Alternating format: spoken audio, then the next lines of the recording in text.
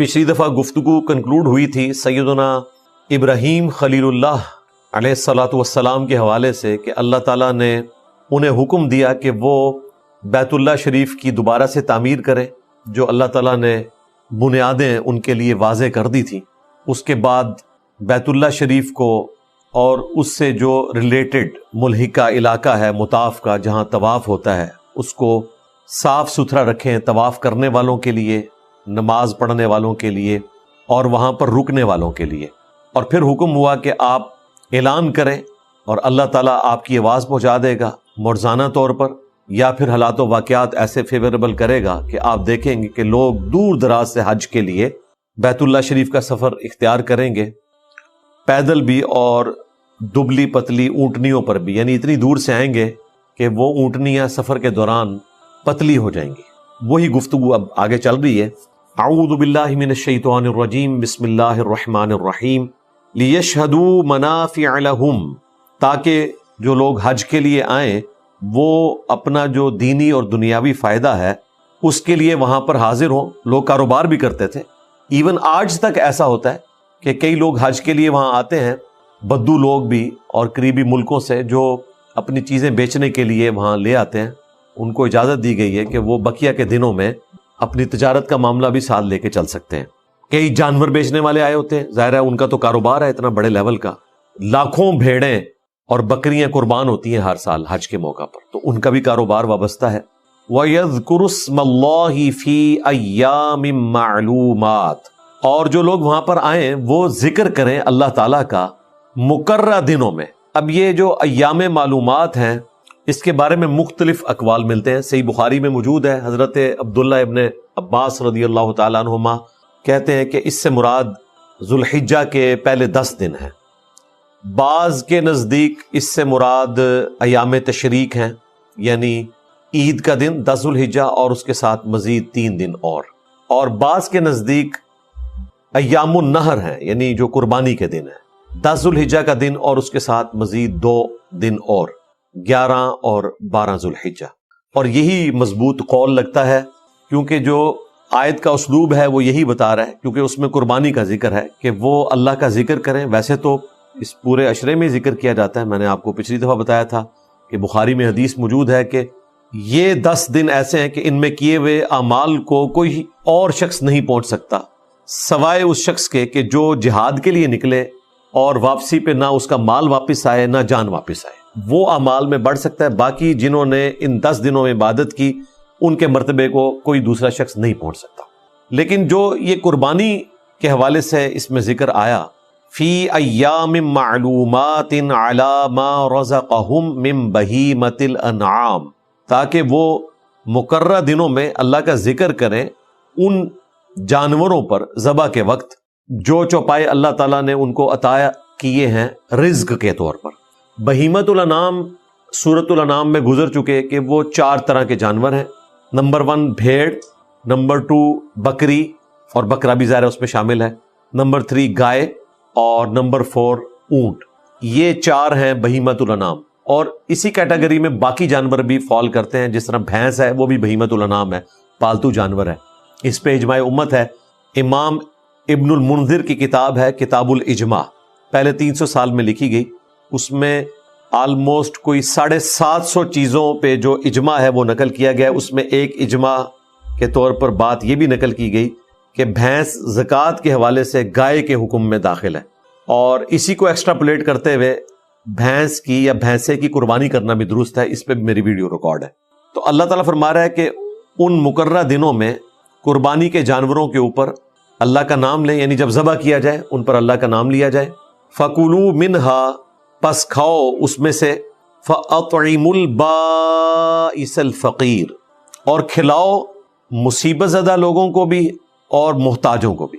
इसी से एक चीज़ डिडक्ट की जाती है कि आपने कुर्बानी के गोश्त के कुछ हिस्से कर लेने हैं, 2 करें, 3 करें, 4, डिपेंडिंग अपॉन। और ज़ाहिर है कि ये एक अफजलियत के पॉइंट ऑफ व्यू से है। उसमें से कुछ खिलाएं आप जो मुसीबत ज़दा लोग हैं, यानी जो कमज़ोर हैं, तकलीफ़ में हैं, और मुहताजों को भी। हत्ता कि बुखारी मुस्लिम में आता है कि एक दफ़ा कहत पड़ गया तो नबी इस्लाम ने फिर हुक्म दिया کہ 3 دن سے زیادہ کوئی بھی قربانی کا گوشت اپنے گھر نہیں رکھے گا، صدقہ اور خیرات کرنا ہوگا۔ لوگ گوشت کو خشک کر لیا کرتے تھے دھوپ میں سکھا کے۔ آج بھی کئی لوگ ہیں جو اس فن کو جانتے ہیں، وہ باریک اس کی قطرے کاٹ لیتے ہیں، اسے دھوپ میں خشک کر لیتے ہیں۔ آپ اس کو بھلے 3 مہینے بعد پکائیں، 5 مہینے بعد وہ تازے کا تازہ رہتا ہے۔ اگلے زمانوں میں چونکہ برف نہیں ہوتی تھی، فریزر نہیں ہوتا تھا، تو اس طریقے سے گوشت کو سٹور کیا جاتا تھا، اور انہی دنوں میں سٹوریج کی وجہ سے وہ ایام تشریق بھی کہلاتے ہیں، یعنی جن میں گوشت کو دھوپ میں سکھا کے سٹور کیا جاتا ہے۔ تو اللہ تعالیٰ فرما رہا ہے کہ خود بھی کھاؤ، کھلاؤ مصیبت زدہ لوگوں کو اور فقیروں کو۔ ثم ليقضوا تفثهم، اور پھر انہیں چاہیے کہ وہ دور کریں اپنے جسم کی میل کو، یعنی کہ غسل کریں۔ وَلْيُوفُوا نُذُورَهُمْ، اور پوری کریں اپنی نظر کو۔ وَلْيَطَّوَّفُوا بِالْبَيْتِ الْعَتِيقِ، اور طواف کریں اس قدیم گھر کا، یعنی کہ خانہ کعبہ شریف کا۔ یہ حج میں سب سے امپورٹنٹ جو ایک رکن ہے، وقوف عرفہ کے بعد اس کا ذکر ہے، اور وہ ہے طواف زیارت، جس کے بغیر حج مکمل نہیں ہے، اور وہ عام کپڑوں میں ہوتا ہے، وہ احرام کی حالت میں نہیں ہوتا۔ ترتیب اس کی یہ ہے کہ جو بھی حاجی ہیں، حج قران کرنے والے ہوں یا حج تمتع کرنے والے ہوں، جنہوں نے عمرہ بھی ساتھ شامل کرنا ہوتا ہے۔ قران میں بھی عمرہ ہے لیکن اس کے بعد احرام نہیں کھولا جاتا، لیکن تمتع میں دوبارہ سے احرام باندھا جاتا ہے حج کے لیے لاتا۔ 8 ذو الحجہ کو منا میں ان کا پہنچنا ضروری ہے۔ ظہر کی نماز منا کے میدان میں ادا کی جاتی ہے، اور اگلے دن آپ نے فجر کی نماز پڑھ کر منا سے روانہ ہونا ہوتا ہے عرفات کے لیے۔ آلموسٹ کوئی 6-7 کلومیٹر ہے وہاں سے۔ اب تو ٹرین کا سلسلہ بھی ہے، بسوں میں بھی جاتے ہیں، پیدل راستہ بھی بنا ہوا ہے، دونوں طرف پانی کے لیے انہوں نے کولرز بھی لگائے ہوئے ہیں، اب تو پنکھے بھی لگ گئے ہیں تاکہ گرمیوں میں آسانی ہو ٹریول کرنے میں۔ 9 کا جو دن ہے پورے کا پورا آپ نے عرفات میں گزارنا ہے، وہاں پہ ظہر اور عصر کی نماز جمع کرنی ہے آپ نے، چاہے مسافر ہیں چاہے مقیم ہیں۔ یہ حج کی خاصیت ہے۔ جمعے کا دن ہو تب بھی آپ نے ظہر اور عصر ہی پڑھنی ہے۔ نبی الاسلام کے مبارک زمانے میں بھی صحیح بخاری میں آتا ہے کہ جمعے کے دن یوم عرفہ آیا تھا تو آپ نے ظہر اور عصر کی نماز پڑھی تھی، اور قصر بھی پڑھیں گے اسے، 2 فرض۔ یہ بھی وہاں پہ حنفیوں نے تماشا لگایا ہوتا ہے، ایک تو وہ الگ الگ پڑھتے ہیں، اس کے بعد پھر وہ 2 نہیں پڑھتے، 4 پڑھتے ہیں، اور پھر وہ سعودی حکومت سے ریکویسٹ کرتے ہیں کہ آپ جو امام ہیں اس کو وہاں پہ کسی طریقے سے مقیم کروا دیں، وہ تو مسافر ہے، تاکہ وہ بھی پوری نماز پڑھے اور ہمارا بھی خیال رکھے، اور پتہ نہیں کیا تماشا لگایا ہوا ہے۔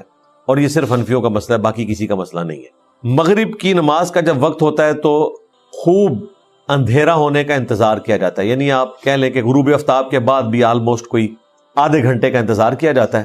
اس کے بعد مغرب کی نماز پڑھے بغیر لوگ مزدلفہ کی طرف آ جاتے ہیں۔ اب مزدلفہ اور منا آلموسٹ مل چکے ہیں، کیونکہ اتنی زیادہ تعداد ہے حاجیوں کی کہ منا کو ایکسٹینڈ کر دیا انہوں نے مزدلفہ تک۔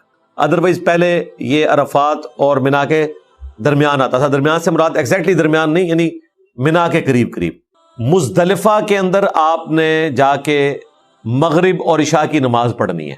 اب مغرب اور عشاء کی نماز وہاں آلموسٹ فجر کے قریب لوگ پہنچتے ہیں، گاڑیوں میں آئے تو۔ پیدل والے جو ہیں وہ آلموسٹ عشاء کے 1-1.5 گھنٹے بعد تک پہنچ جاتے ہیں، لیکن گاڑیوں میں چونکہ بڑی سلو ٹریفک چلتی ہے، اب ٹرین کی وجہ سے آسانی ہو گئی ہے۔ پر آپ نے فجر سے پہلے پہلے وہاں پہنچنا ہے، مغرب اور عشاء اکٹھی پڑھنی ہے، اور ظاہر ہے یہ ایک حج کی خصوصیت بھی ہے۔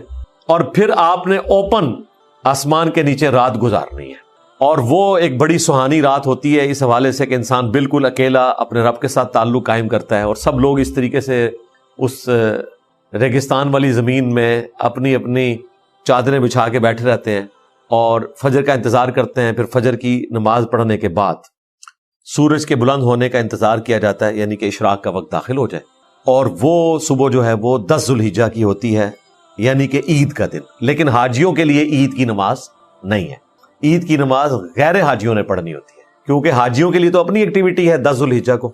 تو 10 ذو الحجہ کے دن جب سورج بلند ہوتا ہے تو پھر مزدلفہ سے نکلتے ہیں اور منا کی طرف روانہ ہوتے ہیں کنکریاں مارنے کے لیے۔ اور جو پہلے دن آپ نے کنکریاں مارنی ہے وہ بڑے شیطان کو، جو بولا جاتا ہے بڑا شیطان، جو کعبہ شریف کے قریب ہے اور منا سے دور ہے۔ 3 جمرات ہیں، منا کی طرف سے ہیں تو پہلے 2 چھوٹے جمرات آتے ہیں اور اس کے بعد بڑے والا آتا ہے. تو پہلے 2 کو تو انہوں نے اس دن بلاک کیا ہوتا ہے کہ غلطی سے لوگ اس پہ مار کے نکل جائیں, کیونکہ سنت یہ ہے کہ وہ تیسرے والے کو مارنا ہے. تو پہلے 2 کو انہوں نے بلاک کیا ہوتا ہے, اس راستے کو پتہ چل جاتا ہے وہاں کوئی جا ہی نہیں سکتا ہے ترتیب میں. اب تو ملٹی سٹوری بلڈنگز بن چکی ہوئی ہیں, آلموسٹ 5 منزلیں جن پہ پیرلل میں لوگ جا رہے ہوتے ہیں, ورنہ اسی بگ دھڑ میں اتنے لوگ شہید ہوا کرتے تھے, ہزاروں میں لوگ. تو آخری جو جمرہ ہے بڑے والا, جسے بڑا شیطان کہتے ہیں, جو کعبہ شریف کے قریب ہے, ان کے آپس میں بھی تھوڑا سا فاصلہ ہے, آپ کو اکٹھے ہی آلموسٹ دور سے نظر آ رہے ہوتے ہیں. اس کو آپ نے 7 کنکریاں مارنی ہیں, اور وہ کنکریاں آپ نے پہلے سے ہی کلیکٹ کر لی ہوتی ہیں مزدلفہ سے. وہاں جا کے آپ کنکریاں مارتے ہیں, بھلے منا سے لے لیں, اصل مقصد کنکریاں مارنا ہے. تو وہ 7 کنکریاں ماری جاتی ہیں جہاں پہ لوگ جوتیاں بھی پھینک رہے ہوتے ہیں اور پتہ نہیں کیا, وہ تو ایک سمبل کے طور پر ہے. اس کے بعد آپ نے قربانی کرنی ہے. خود قربانی کرنے چلے جائیں تو پھر تو آپ کا پروگرام وہی ہو جائے گا جو ہو جائے گا. اس کے لیے پھر یہ ہوتا ہے کہ ٹیلی فون کے اوپر جن ڈیلرز کے تھرو آپ گئے ہوتے ہیں وہ پہلے ہی سیٹنگ ہوئی ہوتی ہے کہ میں کنکریاں مارنے کے بعد فون کروں گا, اس کے بعد آپ نے میرا جانور قربان کر دینا ہے اور پھر مجھے بتا بھی دینا ہے. اس میں عموماً لوگ بھیڑ بکری ہی دیتے ہیں, گائے اونٹ والا چکر بہت کم ہوتا ہے. ادروائز اس میں تو 7 حصے ہو سکتے ہیں. صحیح مسلم میں ہے کہ حج کے موقع پر اونٹ میں بھی 7 حصے ہی ہوں گے, کیونکہ نبی الاسلام نے صلح حدیبیہ کے موقع پر اونٹ میں 7 حصوں کا حکم فرمایا تھا. ویسے قربانی کے جانور میں اونٹ میں 10 حصے ہو سکتے ہیں, لیکن اس کیس میں 7 ہی ہوں گے. لیکن وہاں پر سارے بھیڑ بکریاں دیتے ہیں. پہلے تو وہ گوشت ضائع کر دیتے تھے, اب چونکہ ہمارے پاس بوئنگ جہاز ایئر بس موجود ہیں تو وہ غریب ملکوں کو بھجوا دیتے ہیں. ظاہر لاکھوں بھیڑیں ذبح ہوتی ہیں, وہ اتنا گوشت کیا کریں, وہاں تو غریب لوگ نہیں ہیں, اور اپنا گوشت آپ کو حاصل کرنا پڑ جائے تو پھر تو آپ باقی حج کر بیٹھیں. تو وہاں پہ لوگ فون کرتے ہیں, وہ جانور ذبح کرتے ہیں, 15-20 منٹ بعد آپ فون کرتے ہیں, وہ کنفرم کر دیتے ہیں کہ ہاں جی جانور ذبح ہو گیا. اور اس دوران آپ پیدل سفر کرتے رہتے ہیں. بہتر یہی ہے کہ آپ جمرات کو کنکریاں مارنے کے بعد پیدل ہی کعبہ شریف آئیں. جیسے ہی آپ کو کنفرم ہو جائے تو اب آپ اپنے بال منڈوا سکتے ہیں یا قصر کروا سکتے ہیں اور احرام کی پابندیوں سے آزاد ہو سکتے ہیں. سر منڈوائیں گے, احرام کی پابندیوں سے آزاد ہوں گے, تسلی سے اپنے ہوٹل کے کمرے میں جائیں گے, غسل کریں گے, جو یہاں پر ذکر آیا کہ اپنے جسم کا میل دور کرو, اور اس کے بعد پھر اس قدیم گھر کا طواف کرنا ہے آپ نے. وہ طواف زیارت ہوتا ہے, وہ آپ نارمل کپڑوں میں آ کے کرتے ہیں, اور ظاہر ہے وہ لمیٹڈ ٹائم ہے, آپ نے اگلے 2 دنوں کے اندر اندر طواف کر لینا ہے. زیادہ تر لوگوں کی کوشش ہوتی ہے کہ پہلے دن ہی کر لیں, اگر رہ جائے تو آپ اس سے اگلے دن کر سکتے ہیں. اور حج تمتع کے کیس میں آپ نے ظاہر ہے صحیح بھی کرنی ہے, وہ بھی سمپل کپڑوں میں, اور اس میں اتنا رش ہوتا ہے کہ حج کے دنوں میں پھر اذان اور جماعت کے درمیان وقفہ بھی کوئی نہیں کیا جاتا, کیونکہ لوگوں نے طواف کرنا ہوتا ہے, اور نماز بھی مختصر پڑھائی جاتی ہے تاکہ لوگ طواف کر لیں. اور بعض اوقات یہ کہ آپ نے 2 چکر لگائے ہیں, نماز کا ٹائم ہو گیا ہے, تو بقیہ کے چکر آپ بعد میں لگائیں گے. یہ نہیں ہے کہ آپ نے دوبارہ سے گنتی شروع کر دی. تو یہ پورا ایک بلو پرنٹ میں نے آپ کا کلیئر کر دیا کہ حج کس طریقے سے ہوتا ہے. اب اللہ تعالیٰ اس کے بعد ارشاد فرما رہا ہے ذالک. اب یہ ذالک یہاں بار بار ریپیٹ ہوگا اور ہر دفعہ اپنے کانٹیکسٹ کے اعتبار سے اس کا ترجمہ کیا جائے گا. ذالک یعنی اس کو اب یاد رکھو, وَمَن يُعَظِّمْ حُرُمَاتِ اللَّهِ, جو کوئی تعظیم کرے اللہ تعالیٰ کی حرمت والی چیزوں کی, فَهُوَ خَيْرٌ لَهُ, تو یہ اس کے لیے بہتر ہے, عند ربی, اس کے رب کے ہاں. اب یہ حرمت والی چیزیں کون سی ہیں؟ جو شعار اللہ ہیں, ان کا ذکر آگے آ جائے گا. قربانی کا جانور بھی ہے, سورۃ البقرہ میں آیا ان الصفا والمروۃ من شعائر اللہ, صفا اور مروہ بھی اللہ کی نشانیاں ہیں. وَأُحِلَّتْ لَكُمُ الْأَنْعَامُ إِلَّا مَا يُتْلَى عَلَيْكُمْ, اور تمہارے لیے حلال کر دیے گئے ہیں چوپائے سوائے ان کے جن کی حرمت تم پر پڑی جا چکی ہے. وہ حرمت کیا ہے؟ ایک تو وہ 4 چیزیں ہیں جو 4 جگہ ذکر ہوئی, سورۃ البقرہ میں, سورۃ المائدہ میں, سورۃ الانعام میں, سورۃ النحل کے اندر, کہ مردار تمہارے لیے حرام کیا گیا, بہتا ہوا لہو, خنزیر کا گوشت, اور وہ جانور جس پر ذبیحہ کے وقت اللہ کے سوا کسی اور ہستی کا نام لیا جائے. اس کے علاوہ بھی حلال جانور بھی حرام ہو سکتا ہے. وہ سورۃ المائدہ میں ٹوٹل 11 چیزیں گنوائی گئیں. اس میں جو جانور اپنی موت خود مر جائے وہ بھی حرام ہے, بلندی سے گر کر مر جائے وہ بھی حرام ہے, الا یہ کہ اس کے مرنے سے پہلے آپ اس کو ذبح کر لیں. اسی طریقے سے اگر کوئی دوسرا جانور اس کو سینگ مار دے اور اس زخم کی وجہ سے وہ مر جائے تو وہ بھی حرام ہے. الا یہ کہ آپ اس کے مرنے سے پہلے اسے ذبح کر لیں پھر وہ حلال ہے. تو وہ ساری کی ساری چیزیں دیکھیں. جو حیض کی وجہ سے غسل واجب ہوتا ہے عورت کے اوپر، وہ اللہ تعالیٰ نے اس کو ایک سرکمسٹانسز ایسے دیے ہیں کہ جس میں وہ غسل اتارے گی بھی تو غسل نہیں اترے گا، کیونکہ وہ پیریڈز مسلسل عموماً 7 دن تک، 6 دن تک، بعض کے 5 دن تک چلتے رہتے ہیں، اور اس کے لیے کوئی شریعت نے اسپیسیفائڈ ٹائم بھی نہیں بتایا کہ کتنے دن ہے. وہ ہر عورت کی اپنی عادت ہوتی ہے، اس کو عادت کی ٹرم یوز کی جاتی ہے. بعض کی 6 دن بھی ہوتی ہے، بعض کی 7 دن، بعض کی 8 دن بھی ہوتی ہے، بعض کی 5 دن بھی ہوتی ہے. لیکن غسل جنابت جو ہے یہ تو غسل بالکل الگ غسل ہے، یہ آپ کو اتارنا ہوگا. اگر حیض کی حالت میں جنبی والا معاملہ ہو گیا کسی بھی وجہ سے، ویسے تو حیض کی حالت میں مرد و عورت کا آپس میں ازدواجی تعلق حرام ہے. اگر کسی نے کر لیا تو وہ توبہ کرے گا، بڑا سخت معاملہ ہے.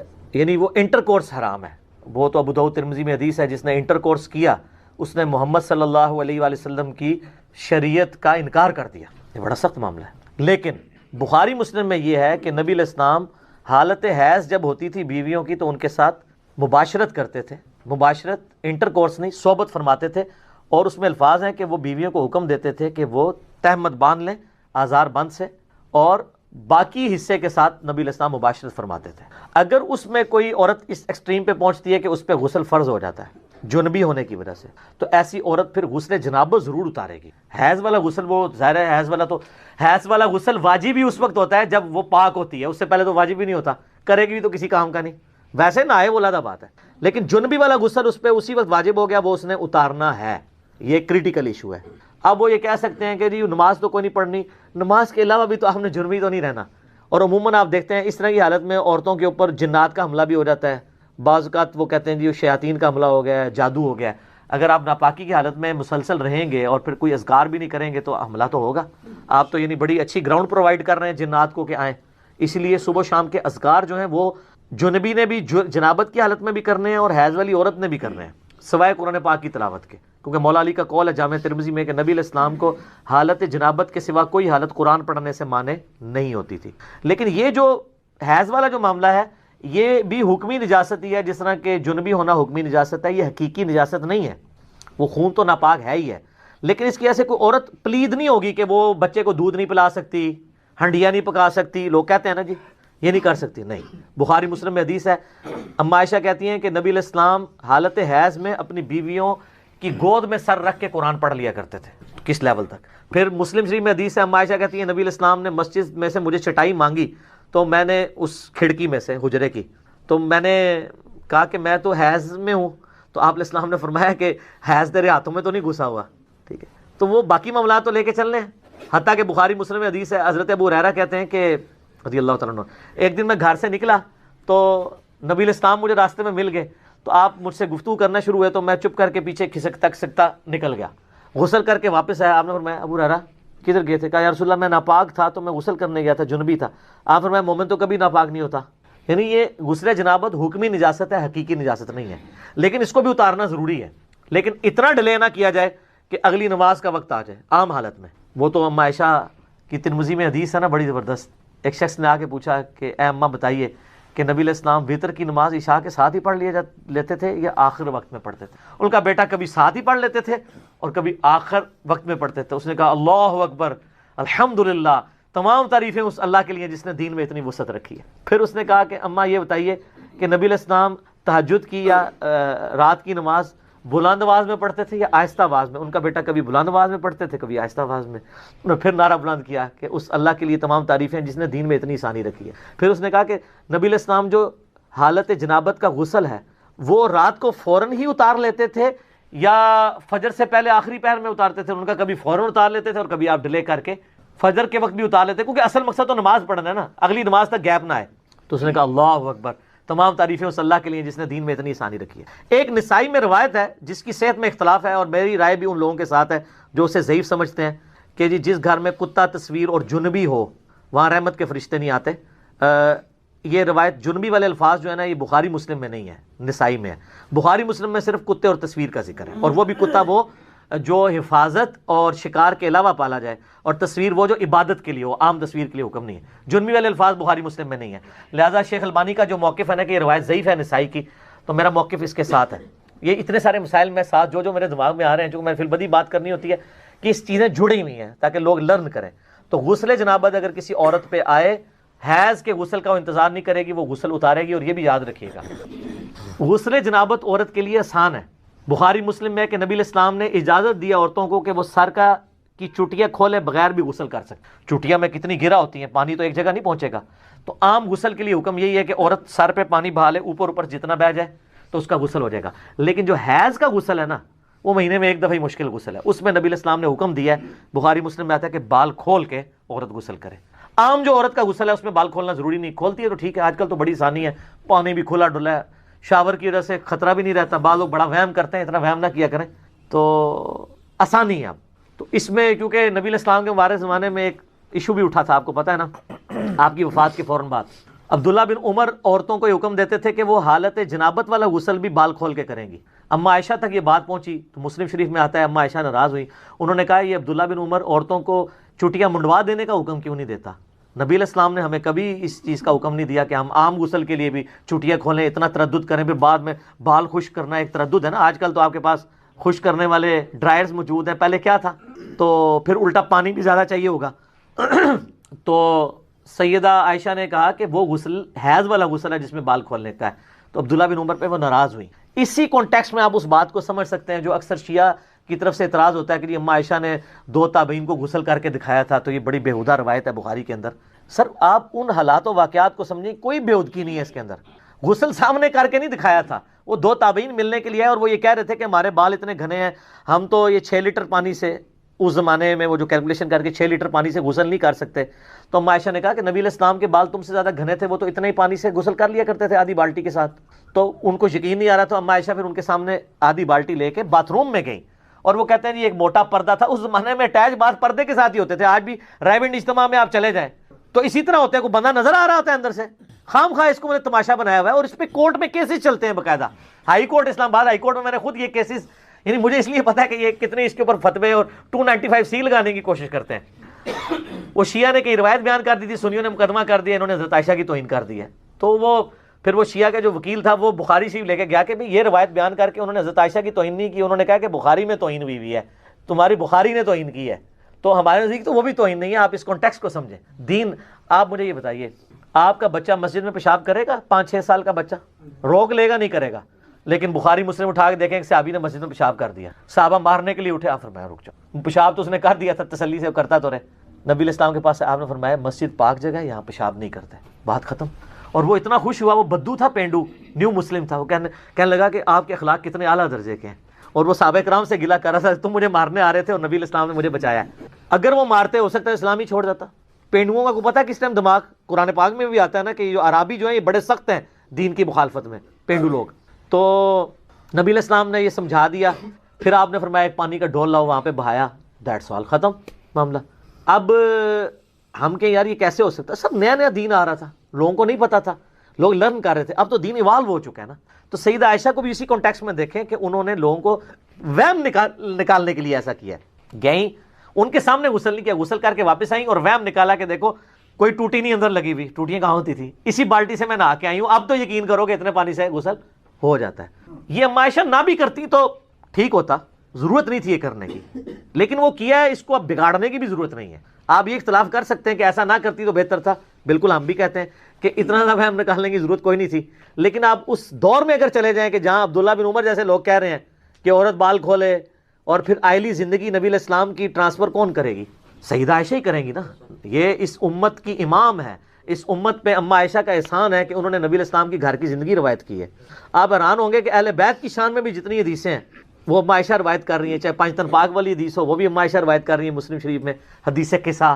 ٹھیک ہے، تو سیدہ عائشہ نے ہر وہ بات جو نبی علیہ السلام کے گھر سے تعلق رکھتی تھی، حضرت ختیجہ سے جیلس ہوتی تھی اما عائشہ، لیکن ان کی شان میں ساری حدیثیں بھی انہوں نے بیان کی. ٹھیک ہے، منصف مزاج تھی نا، اور وہ یہ مانتی تھی کہ بھئی ختیجہ جیسا کوئی نہیں ہے. پھر میرے وہ رکت اجازت نہیں دے گی میں وہ حدیثیں بیان کروں، میں اسی پہ کنکلوڈ کرتا ہوں. ٹھیک ہو گیا جی. تو وہ غسل جنابت والا اتارے گی، حیض والا غسل اس کو الگ سے اتارنا ہوگا. البتہ حیض والی رات ہی اگر اس کے ساتھ ایسا معاملہ ہو جاتا ہے تو ایک غسل ہی دونوں کے لیے کفایت کر جائے گا، پھر 2 غسل نہیں کرنے ہوں گے. یہ بھی یاد رکھیے، جمعے کا دن ہو اور اس دن بائی چانس عید بھی آئی ہو اور بائی چانس آپ جنبی بھی ہوں تو آپ کو 3 غسل نہیں کرنے ہوں گے، ایک غسل تینوں کے لیے کفایت کرے گا. اس طرح ایک عورت جنبی تھی اور اسی دن بائی چانس اس کے پیریڈز بھی ختم ہو گئے، تو اب وہ صبح اٹھ کے جب ایک غسل کر لے گی نا تو غسل جنابت بھی ادا اور حیض والا غسل بھی ادا. موجے لوگ تو کہتے ہیں جی علم دین آئے نا بندہ مشکل میں پھنس جاتا ہے. سر علم دین آئے تو شریعت بہت آسان ہو جاتی ہے. وہ اس لیے کہ سب کانٹیننٹ میں جو شریعت آپ کو بتائی گئی ہے وہ اتنی اوکھی کر کے بتائی گئی ہے کہ آپ سوچ بھی نہیں سکتے. یہ چیزیں ہے ہی نہیں تھی. ہم نے یقین کریں اسلامی بہنوں کو یہ بات بتائی ہے نا کہ آپ بچوں کی دیکھ بھال کرتی ہو، آپ تردد میں پڑھتی ہو، آپ نمازیں روزانہ جمع کرو، تو لوگوں نے نمازیں شروع کر دی ہیں کہ یار 3 ٹائم ہی وضو کرنا ہے نا، فجر کا کیا، زور اثر کٹھی پڑی، مغرب عشاء جس ٹائم ملے پڑھ لے. پہلے تو بیچاروں کو ٹینشن ہوتی تھی یار نماز قضا ہو جائے گی، او جناب وہ زور کا وقت نکل رہا ہے. انہوں نے بتایا زور کا وقت 12 بجے سے لے کے مغرب تک موجود ہے، جس ٹائم مرضی ٹائم ملے پیچ ملے میں پڑھ لوں. اور مغرب عشاء کا ٹائم غروب آفتاب سے فجر کا وقت شروع ہونے سے پہلے کسی بھی وقت پڑھ سکتی ہوں، بلکہ وہ تو 3 نمازیں بھی کٹھی، ملکین تو نہیں پڑھ سکتی وہ، لیکن 3 نمازیں کٹھی ہو سکتی ہیں. آپ فجر کا وقت داخل ہونے سے آدھا گھنٹہ پہلے اٹھیں اور اس وقت آپ مغرب اور عشاء پڑھ لیں، اور فجر کا وقت داخل ہوتے ہی فجر پڑھ لیں 3 نمازیں ایک وضو سے. سر دیکھو ساڈے اسٹوڈنٹ بزرگوں بھی چھوڑ گئے، بزرگ عشاء دے وضو نال فجر پڑھتے سن، ساڈے اسٹوڈنٹ مغرب دے وضو نال فجر پڑھتے تھے. ہاں مغرب عشاء اور فجر پڑھ سکتی ہیں کیونکہ عورت پہ جماعت بھی کوئی نہیں ہے نا، ٹھیک ہے. اور ملکین کا میں نے ذکر کیا. ملکین یہ ہے جو اس اکیڈمی سے نکلی ہے، وہ یہ ہے کہ آپ مغرب سے آدھا گھنٹہ پہلے زور اثر کو جمع کریں، اور پھر جب آدھے گھنٹے بعد مغرب آئے مغرب عشاء، یعنی ایک وضو سے 4 نمازیں. تو آڈے بزرگ ایک وضو نال 2 نمازاں پڑھتے سن، عشاء اور فجر. سورۃ المائدہ میں سٹارٹ کے اندر ہی وضو کا طریقہ آیا ہے کہ چہرے کو دھویا جائے، اس کے بعد دونوں ہاتھ کونیوں تک، پھر سر کا مسح اور پاؤں کو دھویا جائے. بل یہ پاؤں کے مسح والا اختلاف بھی ہے اپنی جگہ. المصنف ابن ابی شیبہ میں موجود ہے کہ اکرمہ جو تابعی تھے ابن عباس کے شاگرد، وہ پاؤں پہ مسح بھی کر لیتے تھے. اس کو زیادہ جھگڑا نہیں بنانا چاہیے. تو یہ وضو کا طریقہ قرآن کے اندر ہے. بخاری مسلم میں درجنوں احادیث ہیں، بلکہ مسلم شریف کے اندر تو 1000 سے زیادہ احادیث ہیں وضو، غسل، نماز اور طہارت کے مسائل کے اوپر. 1000 سے زیادہ. لیکن یہ آپ کو کہتے ہیں جو وضو کا طریقہ تو امام حنیفہ نے بتایا ہے، تو حدیث کے اندر موجود ہے. تو آپ بخاری مسلم دونوں میں حدیث موجود ہے کہ نبی الاسلام غسل کیسے کرتے تھے. امہات المومنین نے روایت کی ہے کہ نبی الاسلام جب بھی غسل جنابت کرتے تھے تو آپ علیہ السلام غسل کرنے سے پہلے استنجا کیا کرتے تھے. اس کے بعد آپ علیہ السلام زمین پہ ہاتھ مار کے مٹی لیتے تھے. اس زمانے میں ظاہر صابن تو نہیں ہوتا تھا، اور مٹی اس جگہ پہ ملتے تھے جہاں پہ مری وغیرہ لگی ہوتی تھی تاکہ اس کو صاف کرتے. ظاہر وہ سمپل پانی سے تو صاف نہیں ہوگی. اس کے بعد آپ علیہ السلام بخاری مسلم کے الفاظ ہیں کہ نماز کا سا وضو کرتے تھے، کلی کرتے تھے، غرغرے کے ساتھ سنت ہے، ناک میں پانی ادھر تک چڑھاتے تھے. اور وہ ابو داؤد میں الفاظ موجود ہیں کہ اگر روزہ نہ ہو تو پھر تو آپ اوپر تک چڑھیں، روزہ ہو تو آپ بس نارملی جتنے ہے پانی ہے. اس کے بعد چہرہ دھوتے تھے، نماز کا سا وضو کرتے تھے، پاؤں چھوڑ دیتے تھے. اس کے اندر ایک حکمت تھی کیونکہ کیچڑ تھا، نیچے پانی جمع ہوتا تھا، اور اس زمانے میں لوگ شلوار نیچے سے نہیں پہنتے تھے، تہمت ہوتی تھی، نیچے سے پہنے تو کیچڑ پاؤں پہ لگ جائے. تہمت میں جو کر رہا ہے تو وہ تو اوپر سے پہن لے گا اور پاؤں اس کے کیچڑ والے ہوں گے. اور بخاری مسلم میں الفاظ ہے نبی الاسلام باہر آ کے پاؤں دھوتے تھے. آج کل ایسا نہیں ہے. آج تو ہم اس اسماعیل سے گزر نہیں رہے، ہم تو ٹائلز والے باتھ روم میں ہوتے ہیں، ساتھ ساتھ پانی بہتا رہتا ہے، وہ پاک ہوتا جاتا ہے، نکل جاتا ہے. ورنہ تو ہمارے لیے مصیبت ہو جائے، ہم پہلے تولیہ باندھ کے باہر نکلیں اور پاؤں دھوئیں اور اس میں وہ چینٹے بھی نہ پڑیں پھر شلوار پہنے. اب تو یہ ضرورت ہی نہیں اندر ہی، تو آپ پورا وضو بھی کر سکتے ہیں. اچھا، چونکہ نبی الاسلام وضو کرتے تھے اور اس سے پہلے استنجے والی جگہ سب کچھ دھو چکے ہوتے تھے. اور اس کے بعد آتا ہے پھر آپ علیہ السلام 3 دفعہ جو وہ سر پہ پانی بہاتے تھے، دائیں طرف بائیں طرف. ذرا وہ غسل ہوتا تھا ایک برتن اور بالٹی کے ذریعے، تو وہ اسی طریقے سے ہی ہوگا. آج کل تو شاور ہے، مسئلہ ہی کوئی نہیں ہے. تو اس کے بعد آپ پاؤں باہر نکل کے دھوتے تھے، اور اسی وضو کے ساتھ غسل کے ساتھ وضو بھی شمار ہو جاتا تھا. لیکن یہ اس صورت میں ہے جب غسل کے دوران آپ کے ساتھ کوئی ایسا معاملہ نہ ہو جو وضو کو توڑ دیتا ہے. اگر اسی دوران کسی کی ہوا خارج ہو جاتی ہے یا پیشاب کا قطرہ نکل جاتا ہے تو پھر وہ غسل کر کے نکلے اور کہ جی میرا وضو ہو گیا، تو اپنے آپ کو ہی دھوکہ دے رہا ہے. کیسے ہو گیا؟ اس کو تو پھر اینڈ پہ دوبارہ سے وضو کرنا ہوگا. یا اسی دوران اگر شرمگاہ کو ہاتھ لگ جاتا ہے، اگرچہ اختلافی مسئلہ ہے لیکن کبھی دلائل اسی طرف ہے کہ نیکڈ اگر شرمگاہ کو ہاتھ لگ جائے، یعنی ڈائریکٹ پردے میں حائل ہو کے لگے وہ تو کوئی مسئلہ نہیں، ڈائریکٹ لگ جائے تو اس کا وضو ٹوٹ جاتا ہے. تو اس میں بہتر یہی ہے کہ احتیاط اسی میں ہے کہ آپ اینڈ میں دوبارہ وضو کر کے ہی باہر نکلیں، کیونکہ بعض اوقات ہاتھ لگ ہی جاتا ہے اور اتنا دھیان بھی نہیں رہتا اس طرح کے معاملات میں. لیکن اگر یہ سارا معاملہ ہے تو کوئی مسئلہ نہیں ہے، پھر تو آپ کا وضو اور غسل اکٹھا ہی ہوگا، آپ کو دوبارہ وضو کرنے کی ضرورت نہیں ہے. مثلا آپ کو تالاب میں کوئی پھینک دے، دھکا بھی دے دے اور غوطہ بھی آ جائے تو ساتھ ہی سارا غسل اترے. سب سے آسان جو غسل ہے نا تالاب میں، 1 منٹ بھی نہیں چاہیے تالاب کا غسل کرنے کے لیے، آپ کو سیکنڈز میں غسل ہوتا ہے، کوئی پورا جسم دھل جاتا ہے. ٹھیک ہے. اچھا، اگلے زمانوں میں لوگ کپڑوں سمیت غسل کیا کرتے تھے، یعنی ایک لنگوٹا باندھ کے، پورا نہیں، جب کبھی اوپن جگہ پہ نہانا ہوتا تھا. آج کل بھی ایسے ہی ہوتا ہے. تو لیکن آج کل چونکہ باتھ روم ہے تو ہم ہمیں ضرورت نہیں ہے. باقی دریا ایریا میں ابھی بھی آپ دیکھیں جوڑوں کے جو گیسٹ ہیں وہ لنگوٹا باندھ کے کر رہے ہوتے ہیں وہ, تو نیچے وہ باندھنا پڑتا ہے, ادروائز تو پھر ظاہر ہے وہ شرم و حیا والا ایشو ہو جاتا ہے. تو پھر اگر ایسی صورتحال ہوگی تو اگر کوئی وضو کے توڑنے والی چیز نہیں ہوئی تو آپ غسل کے بعد آپ کا وضو شمار ہو جائے گا, غسل جنابت ہو جائے گا. کئی شادی شدہ لوگ ہیں ان کو بالکل غسل کا طریقہ نہیں پتا, ٹھیک ہے, اور ان کو بالکل پتہ ہی نہیں. باقی رہا عام غسل بھی سنت کے مطابق ہی کرنا چاہیے. عام غسل ویسے کون سا ہوتا ہے؟ وہ تاری لانا ہے, گرمی دور کرنے واسطے, وہ غسل تو نہیں ہوتا, وہ تو خالی تاری لگانا ہے. ہر غسل سنت کے مطابق ہی آپ نے کرنا ہوگا. اگر عام غسل سے مراد آپ نے صحیح بخاری مسلم میں حدیث ہے کہ جمعے کا غسل کیا جائے, اور مسلم میں الفاظ ہے کہ ہفتے میں ایک دن غسل کیا جائے, تو وہ سنت کے مطابق ہی کرنا ہوگا. یا عید کے اوپر غسل کرنا سنت ہے تو سنت کے مطابق ہی کرنا ہوگا, ٹھیک ہے. اسی طریقے سے میت کو غسل دینے کے بعد جب جسم پہ چھینٹے پڑ جاتے ہیں اور پھر آپ نے غسل کرنا ہے تو سنت کے مطابق کریں, یا اتنا حصہ بھی دھو لیں تو وہ بھی کافی ہے. وہ غسل والا حکم منسوخ ہو چکا ہے, اتنا حصہ بھی دھو لیا جائے کافی ہے.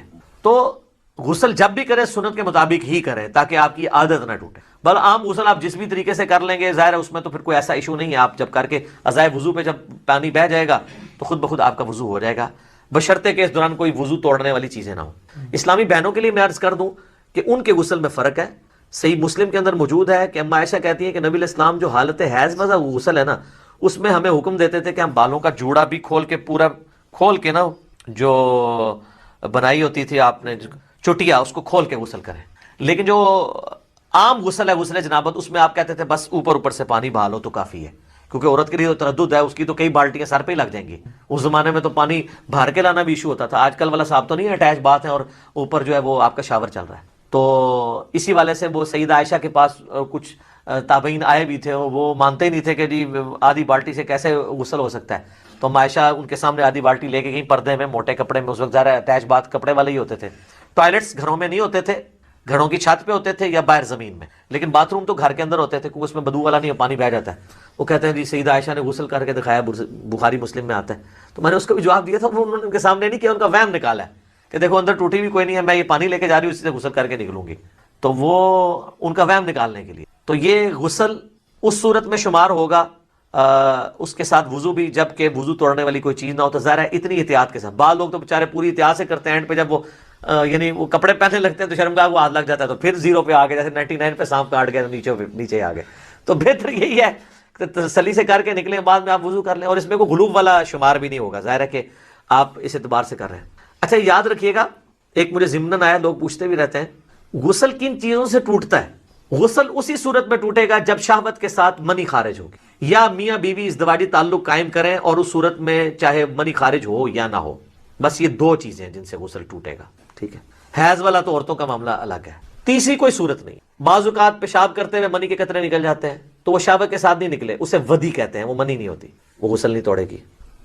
اسی طریقے سے بعض لوگ بیچارے پہلے غسل سے پہلے وضو کرتے ہیں, اس کے بعد جب سر پہ پانی ڈالتے ہیں تو ٹھنڈک کی وجہ سے پیشاب کے قطرے نکل جاتے ہیں, وہ سمجھتے ہیں پیشاب نکل گیا پھر دوبارہ سے غسل شروع کرنا. نہیں, پیشاب نکلنے سے غسل تو نہیں ٹوٹا, وضو آپ کا ضرور ٹوٹ گیا.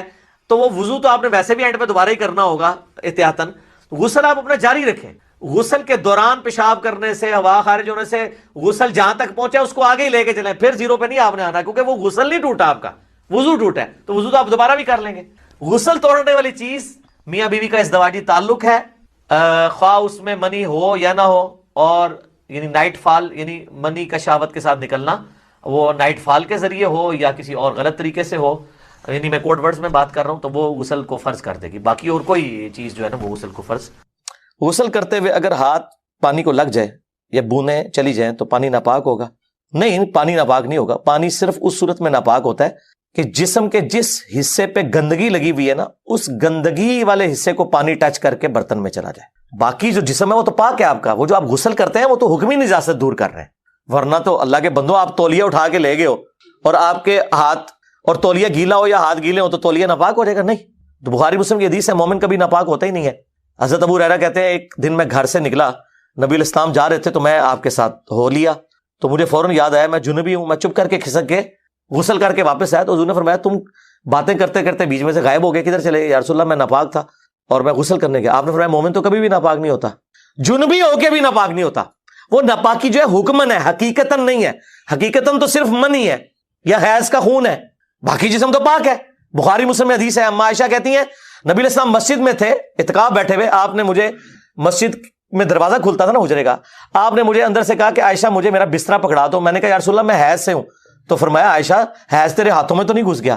ٹھیک ہے, بخاری مسلم میں حدیث ہے, اما عائشہ کہتی ہیں میں حالت حیض میں ہوتی تھی اور حضور میرے گود میں سر رکھ کے قرآن بھی پڑھتے تھے. ماشاءاللہ کتنی خوش نصیبی ہے سیدہ عائشہ سلام اللہ علیہا کی. اور دوسروں نے ایک مسئلہ بھی بتا دیا کہ یہ نجاست حکمن ہے, حقیقتاً نہیں ہے. کئی لوگ پوچھ رہے ہوتے ہیں جی عورت حیض سے ہے تو وہ اب دودھ پلائے بچے کو یا نہ پلائے, آٹا گوندے یا نہ. اور پھر جڑیاں نویاں نوح آندیاں انہوں نے سساں جڑیاں نے نا ایویں کولو گپاں, اسی تے جناب وضو کر کے آٹا گنی دا سی, ہاں اسی تے اپنے جنیاں نو جڑا وضو کر کے روٹی پکا. تسی نماز نہیں کدے پڑھی ہوئی سی تے تسی وضو کر کے تے روٹیاں کھوا دے رہے ہو ایویں روب پاڑے. نماز بھی کدے مشکل نہ پڑھتے ہوتے, اسی تے انج کریدا سی خام کھا کے روب ڈالے ہوئے. بھائی نہ عورت نہ پاک ہوتی ہے, اسی لیے بخاری مسلم میں الفاظ ہیں, اما عائشہ کہتی ہیں کہ نبی علیہ السلام حالت حیض میں بھی اپنی بیویوں کے ساتھ ازدواجی تعلق قائم کرتے تھے. اچھا وہ منکرین حدیث اٹھاتے ہیں, کہتے ہیں تو قرآن کے خلاف ہے, قرآن میں تو آیا کہ عورتوں سے الگ رہو, تو حضور یہ کیا کرتے تھے؟ نعوذ باللہ. بھائی آگے موجود ہے, ام سلمہ کہتی ہیں کہ جب ہم حیض سے ہوتی تو نبی علیہ السلام اپنی بیویوں کو حکم دیتے کہ وہ ایک مضبوط کپڑا باندھ لیں تہبت کی جگہ پہ. یعنی وہ ازدواجی تعلق سے مراد انٹر کورس کرنا نہیں ہوتا تھا, سمجھ آئیے آپ کو. اور اس سے حضور نے یہ بھی امت کو بتا دیا کہ اس حالت میں یہ نہیں ہے کہ عورت کو بستر سے الگ کر دینا ہے, یہ اسلام کی تعلیمات ہے. تو وہ غسل کرتے ہوئے اگر ہاتھ پہ پانی جو لگا ہوا ہے, بس آپ پہلے ہاتھ دھو لیے آپ نے, اس کے بعد آپ برتن, ویسے آج کل تو شاور ہے کوئی مسئلہ ہی نہیں ہوتا, بے فکر رہیں, پانی ساتھ ساتھ ویسے ہی بہ رہا ہوتا ہے. میاں بیوی کے تعلق کے بعد غسل میں دیر ہو جائے یا پانی بجلی کا مسئلہ ہو جائے تو کیا گناہ؟ نہیں کوئی مسئلہ نہیں, آپ تیمم کر کے نماز پڑھ لیں. اسلام بہت آسان ہے میرے بھائی, چھوڑ دیں. ترمذی میں ابو داؤد میں حدیث ہے, ایک صحابی حضور کے صلی اللہ علیہ وسلم ام المومنین سیدہ عائشہ کے پاس آئے, کہا اما اللہ کے نبی علیہ السلام کیا غسل جنابت فوراً ہی اتار لیتے تھے یا رات کے آخری پہر, یعنی صبح کے وقت؟ ضرورت تو اسی وقت ہی پڑتی ہے نا نماز کے لیے نا, ویسے تو آپ آ گئی ہیں. تو اما عائشہ نے کہا کبھی فوراً اتار لیتے تھے اور کبھی آخری پہر. اس نے کہا اللہ اکبر سبحان اللہ, اللہ پاک ہے, اللہ کے لیے ساری بڑھائی ہیں جس نے دین میں اتنی آسانی رکھی ہے. پھر اس نے کہا اما یہ بتائیں کہ نبی علیہ السلام وطر کی نماز عشاء کے ساتھ ہی پڑھ لیتے تھے یا آخری پہر؟ انہوں نے کہا بیٹا کبھی ساتھ بھی پڑھ لیتے تھے کبھی آخری پہر بھی اٹھ کے پڑھتے تھے. اس نے کہا اللہ اکبر, تمام تعریفیں اس اللہ کے لیے جس نے دین میں اتنی آسانی رکھی ہے. پھر اس نے کہا اما نبی علیہ السلام جو تہجد کی نماز پڑھتے تھے اس میں قرآن اونچی آواز سے پڑھتے تھے یا آہستہ آواز سے؟ ان کا بیٹا کبھی اونچی آواز سے پڑھتے تھے کبھی آہستہ آواز سے. اس نے کہا اللہ اکبر سبحان اللہ, تمام تعریفیں اس اللہ کے لیے جس نے دین میں اتنی آسانی رکھی ہے. تو غسل جنابت آپ ڈیلے کر سکتے ہیں, اتنا ڈیلے نہ کریں کہ نماز کا وقت نکل جائے. ٹھیک ہے, ایک بندہ صبح اٹھا ہے, نماز پڑھ کے فجر کی سویا ہے, 9-10 بجے اٹھا ہے اور غسل اس پہ فرض ہے, تو زور تو بھی 1:30-2 بجے ہونی ہے نا. کوئی نہیں 1 بجے غسل کر لے, کوئی مسئلہ نہیں ہے. غسل جنابت کو آپ ڈیلے کر سکتے ہیں, اس میں کوئی مسئلہ نہیں ہے, لیکن نماز قضا نہیں ہونی چاہیے. باقی وہ جو روایت ہے نا اس کے اوپر محدثین کا کلام ہے. کچھ محدثین اسے حسن کہتے ہیں, کچھ ضعیف. میں ضعیف والوں کے ساتھ ہوں کہ جس گھر میں کوئی جنبی شخص اور رحمت کے فرشتے داخل نہیں ہوتے, یہ روایت کمزور ہے. اس کی اصل روایت جو ہے نا یہ حدیث ترمذی میں ہے, نسائی میں ہے, لیکن اصل روایت بخاری مسلم میں ہے کہ جس گھر میں کتا اور تصویر ہو اس میں فرشتے داخل نہیں ہوتے. میں آپ کو وثوق سے کہہ رہا ہوں, جو انہوں نے ڈیفینیشن بتائی ہے اس کے تحت تو کسی صحابی کا وضو نہیں ہوتا. یہ کہتے ہیں جی داڑھی کا ایک ایک بال اور کھال تک دھلنا, ان کی داڑھی کے لیے جتنا پانی چاہیے نا اس میں 10 بندے وضو کرتے ہیں. بخاری مسلم میں جو کیلکولیشن بنتی ہے نا نبی علیہ السلام کے وضو کا پانی جس سے آپ وضو فرماتے تھے آدھا لیٹر ہے. ایک بوٹل ہوتی ہے نا اس سے نبی علیہ السلام وضو فرما لیتے تھے. بخاری مسلم میں نبی علیہ السلام نے ایک دفعہ بھی پانی لیا ہے اعضائے وضو دھونے کے لیے, ایک دفعہ. اب مجھے بتائیں ایک دفعہ آپ پانی لیں گے, نبی علیہ السلام کی تو داڑھی گھنی تھی, ان کے تو 10 گلاس چاہیے گھنی داڑھی کو دھونے کے لیے.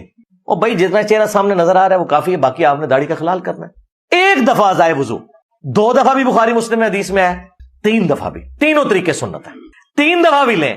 تو جو یہ ڈیفینیشن بتاتے ہیں نا دھونے کی, اس میں 3 دفعہ پانی لینے سے داڑھی والے کا چہرہ نہیں دھلتا. کہتے ہیں جی ایک ایک بال تک اندر, اور نہیں ہو یار, بس یہ سامنے جو چہرہ نظر آ رہا ہے داڑھی کا خلال, دیٹس آل, ختم. ایک دفعہ پانی لینا بھی ثابت, 2 دفعہ بھی, 3 دنوں. اسی طریقے سے غسل کے لیے بخاری مسلم میں اگر آپ دیکھیں تو آپ کو ملے گا 7 لیٹر پانی کے ساتھ نبی علیہ السلام نے 7 لیٹر پانی کے ساتھ غسل بھی کر لیے. 7 لیٹر کتنا ہوتا ہے؟ 1.5 لیٹر کی کتنی بوتلیں بنی؟ 4.5 بوتلیں, جو 1.5 لیٹر کی آپ کی یہ بوٹلز ملتی ہیں. چلیں اس کو راؤنڈ آف کر لیتے ہیں, 5 بوتلیں 1.5 لیٹر کی, اس سے نبی علیہ السلام غسل کر لیتے تھے. بلکہ وہ ایک صحابی تو آ کے بحث کر رہے تھے سیدہ عائشہ کے ساتھ نا کہ میرے تو سر کے بال بہت گھنے ہیں. انہوں نے کہا نبی الاسلام کے تو سر کے بال تم سے بھی زیادہ گھنے تھے, داڑھی بھی گھنی تھی, تو حضور تو اتنے پانی سے غسل کر لیتے تھے. تو اس زمانے میں لوگ وام کرتے تھے. اسی وجہ سے وہ بخاری مسلم میں آتا ہے کہ اما عائشہ نے 2 تابعین کو غسل کر کے دکھایا تھا, فزیکلی سامنے نہیں کیا تھا. ان کا وہم نکالنے کے لیے اما عائشہ پردے میں اٹیچ باتھ میں گئی تھی. وہ کہتے ہیں جی اس میں لکھا ہے ایک موٹا کپڑا تھا, تو ظاہر ہے اس زمانے میں کپڑے کا ہی بات ہوتا تھا. ابھی بھی آپ ڈرائیو انڈ میں کچھ عرصہ پہلے پکے باتھ روم بنے, ورنہ وہ کپڑے کا ہی باتھ روم بنا ہوتا ہے, اس میں سے کوئی نظر تو نہیں آتا ہے. یہ تو نہیں کہ اندر کو بلب جل رہا ہے اور کوئی بندہ نہاتا ہوا نظر آ رہا ہے. گھروں میں تو کارنر میں ہوتا تھا. اما عائشہ نے وہم نکالنے کے لیے نا ایک بالٹی میں پانی لیا, آلموسٹ 7 لیٹر, اور ان کے سامنے اندر گئیں, غسل کیا, باہر نکلی, اور یہ بتانے کے لیے دیکھو میں نے اسی سے ہی غسل کر لیا, اب کم از کم اپنا وہم نکال دو. اس زمانے میں یہ بڑی ایک اختلاف والی چیز چل پڑی تھی. عبداللہ ابن عمر بڑی سختی کرتے تھے عورتوں کے اوپر کہ وہ عام غسل کے لیے بھی چٹیاں کھولیں گی. تو اما عائشہ کو اتنا غصہ آیا, بخاری مسلم میں آتا ہے, اما عائشہ نے کہا کہ عبداللہ ابن عمر عورتوں کو چٹیاں مونڈنے کا کیوں نہیں کہہ دیتا کہ یہ ٹینڈی کروا دیں عورتیں. اتنے سخت مسئلے بتاتا ہے یہ, جبکہ نبی الاسلام ہمیں صرف حیض کے بعد جو غسل ہے اس میں چٹیاں کھولنے کا حکم فرماتے تھے. عام جو غسل جنابت ہوتا ہے نا میاں بیوی کے تعلق کی وجہ سے, تو اس کی وجہ سے جو غسل ہے اس میں نبی الاسلام ہمیں چٹیاں کھولنے کا بھی حکم نہیں دیتے تھے, اوپر سے ہی پانی بہا لینا کافی ہے. اور آج کل تو خیر پرابلم حل ہو گیا ہے میرے بھائی, آج کل تو شاور کی وجہ سے ہمارے پاس اتنا پانی ہے کوئی وام باقی نہیں رہتا. لیکن میں نے دیکھا ابھی بھی جو بےچارے نئے نئے دین پہ چلتے ہیں آدھا گھنٹہ غسل کرتے رہتے ہیں, وہ پوچھتے ہیں نا ہم سے 10 منٹ وضو کرتے رہتے ہیں, وہم ہی نہیں نکلتا. یہ سب شیطانی وسوسے ہیں جن کے پیچھے آپ چل رہے ہیں. بالکل چپ کر کے وضو کریں, نماز پڑھیں, کچھ عرصہ بعد آپ کو وسوسے آنے بند ہو جائیں گے, اور اگر آپ ان کی پیروی کریں گے یہ قبر تک آپ کے ساتھ جائیں گے وسوسے. ہاں, ان شکوک سے باہر نکلیں. اور نبی الاسلام نے ایسی تربیت کی تھی صحابہ کرام علیہم رضوان کی. ابو داؤد میں آیا کہ کچھ عورتیں حضور سے کہتی ہیں یا رسول اللہ ہم جب مدینے میں چل کے مسجد تک آتے ہیں نا تو راستے میں ہماری عبایا جو ہے نا وہ گندگی والی جگہ پہ بھی رگڑ کھاتی ہے, تو ہمارے کپڑے ناپاک ہو جاتے ہیں. اب نبی الاسلام ان کو وہم میں ڈال سکتے تھے؟ نعوذ باللہ. آپ نے فرمایا کہ اس گندگی والی جگہ کے بعد کوئی پاک جگہ بھی آتی ہے؟ کہا رسول آتی ہے. فرمایا اس سے رگڑ کھا کے تمہاری عبایا پاک ہو جاتی ہے. یعنی مٹی بھی تیمم کر دیتی ہے, مٹی بھی اسی طریقے سے پاک کرتی ہے جس طرح کے پانی. اس لیے تو تیمم کا حکم آیا قرآن میں. تو نبی الاسلام نے ان کو یہ بھی نہیں کہا کہ اپنی عبایا چھوٹی کر لو. اس میں پردے کا بھی آپ دیکھیں کتنا ہے. آپ یہ کہہ سکتے تھے کہ عبایا تھوڑی چھوٹی کر لو, نہیں کہا کہ عبایا ٹھیک ہے بڑی رہے. ہاں, مرد کے لیے ہے کہ ٹخنوں سے اوپر ہونا چاہیے کپڑے, عورت کے کپڑے ٹخنوں سے نیچے ہونے چاہیے. باقی وہ جو ایک روایت ہے نا ابو داؤد میں کہ پاؤں بھی مکمل طور پہ ڈھانپے ہوئے ہوں تو تب عورت کی نماز ہوتی ہے, وہ روایت کمزور ہے. پاؤں پورے ڈھانپنا ضروری نہیں, ٹخنوں سے نیچے ہونا ضروری ہے. پھر وہ جو ابو داؤد میں ایک حدیث ہے جو اکثر ایتھیسٹ کی طرف سے بھی پیش کی جاتی ہے, تو حنفی دے نا اس کا جواب, ہم تو جواب دیتے ہیں. ابو داؤد اور ترمذی دونوں میں حدیث ہے کہ پانی کو کوئی چیز ناپاک نہیں کرتی. یعنی پانی جس چیز پہ پڑے گا نا وہ چیز خود پاک ہو جائے گی, پانی ناپاک نہیں ہوگا اس کی وجہ سے. اور امام داؤد باقاعدہ اس حدیث کے ساتھ اس کنویں کا ذکر کرتے ہیں جو مدینہ شریف میں تھا, اور امام داؤد کہتے ہیں میں خود اس باغ کا جو مالک تھا اس کی اجازت سے اس کنویں میں